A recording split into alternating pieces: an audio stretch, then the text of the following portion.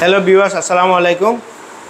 আমার এই পেজ করার প্রধান যে উদ্দেশ্য ছিল আপনাদেরকে সচেতন করা, আপনাদেরকে দাঁতের কাজের যে ভয়টা আছে বা অনেক সময় যে ভ্রান্ত ধারণাগুলো আছে এগুলো যাতে আপনাদের মন থেকে দূর হয়ে যায়, এটাই ছিল আমার পেজের মূল উদ্দেশ্য।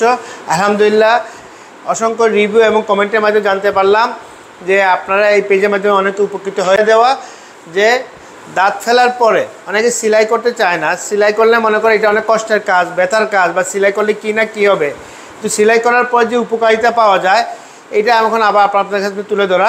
আমার এই বাড়িতে আমি দাঁত ফেলছিলাম, এখন আজকে আসে সেলাই কাটার জন্য।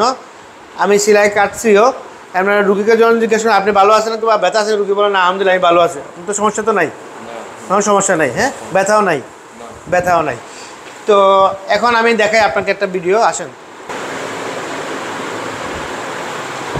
এই দেখেন আমার প্রথম ছবিতে এটা দাঁত ফেলার পরে এখানে একটা আক্কেল দাঁত ছিল, আমরা ফেলছিলাম। দাঁত ফেলার পরে এটা করলাম, এটা সেলাই করছিলাম আমরা। সেলাই করার পর আজকে 7 দিন হয়ে গেছে। 7 দিন পরে আমার কাছে আসলো।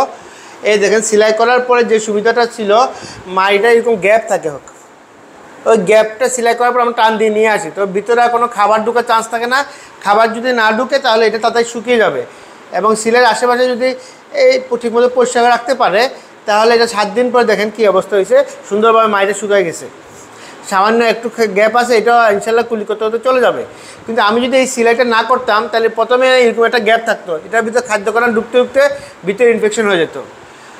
তো সেই হিসাবে বলা হয় যে আমরা বারবার রুগীদেরকে বলি, আমরা বারবার রুগীদেরকে বলি আপনি দাঁত ফেলার পর সেলাই করবেন, এবং সেলাই করলে আপনাদেরই লাভ।